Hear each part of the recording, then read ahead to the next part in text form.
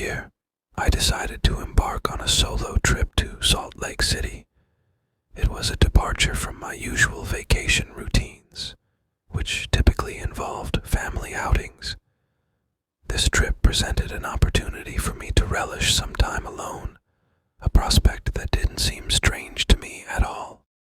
In fact, I welcomed the chance to explore a new destination on my own, considering I hadn't had many vacation experiences prior to this. After researching accommodations in the area, I discovered that Airbnb options were not only nicer, but also more affordable compared to hotels.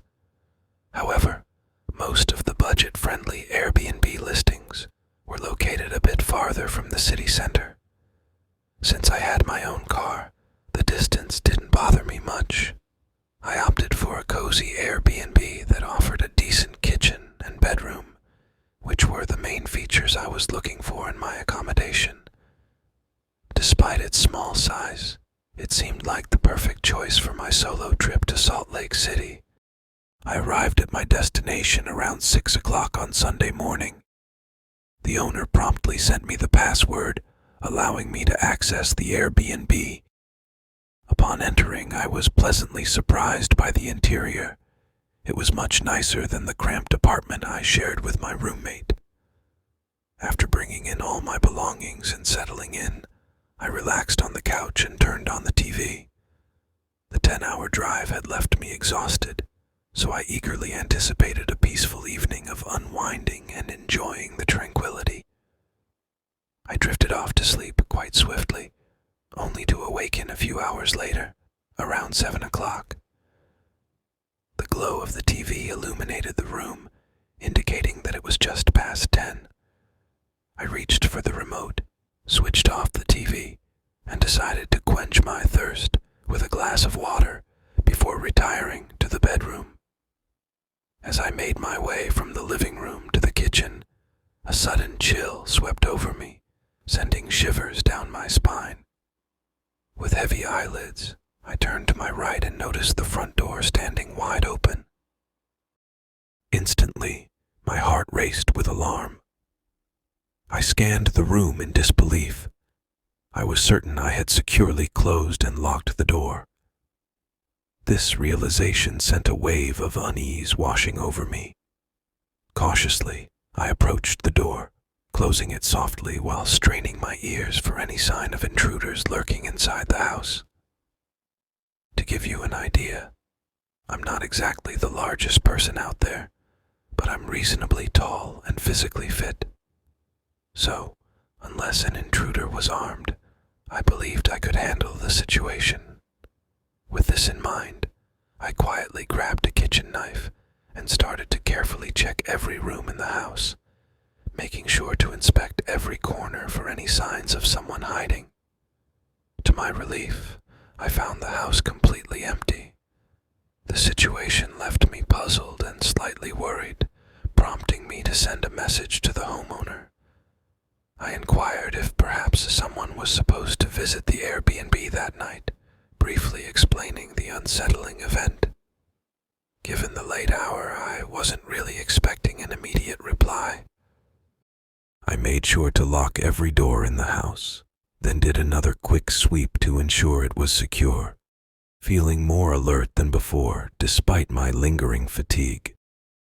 Exhausted, I went to bed and surprisingly fell asleep easily.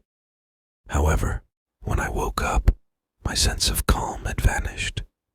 I heard noises not from outside the house, but unsettlingly close, right outside my bedroom door. Unsure of how to react, I found myself frozen in place, waiting in a tense silence for the person or thing on the other side to make the next move. Sitting in my bed, my mind raced to figure out how someone could have entered the Airbnb. The only individual with access to the door's password, aside from me, was the homeowner. At that moment, I was convinced it had to be him. The thought that it might be the owner, possibly someone who took a disturbing interest in spying on his guests, strangely emboldened me. It was an unnerving scenario, but but identifying a potential suspect made me feel slightly more in control of the situation. Rising from my bed, with no further sounds to guide me, I cautiously reached for my phone on the nightstand, intending to call the police. However, in doing so, I must have disrupted the silence more than I realized. Almost immediately after, I heard the sound of someone running away from my bedroom door, moving swiftly towards the front of the house. This realization sent a shiver down my spine, amplifying my fear as it dawned on me that the intruder had been lurking right outside my bedroom the whole time, unbeknownst to me until that moment. After I dialed 911, there was a tense period of waiting for the police to arrive, during which nothing further occurred. It appeared the intruder had made their exit. Subsequently, I decided to move to a hotel for the remainder of my vacation. In an unexpected turn of events, the Airbnb owner issued me a refund. He had managed to demonstrate that he was not involved in the unsettling incident. His concern over what had happened was genuine, and he turned out to be a genuinely nice old man.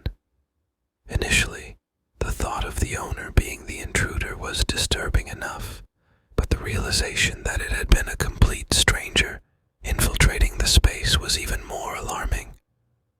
The mystery of how the intruder gained access to the house and why they targeted me continues to haunt me. The image that sends shivers down my spine is waking up to find the front door wide open. Realizing that someone had infiltrated the premises and possibly observed me while I slept fills me with a sense of unease.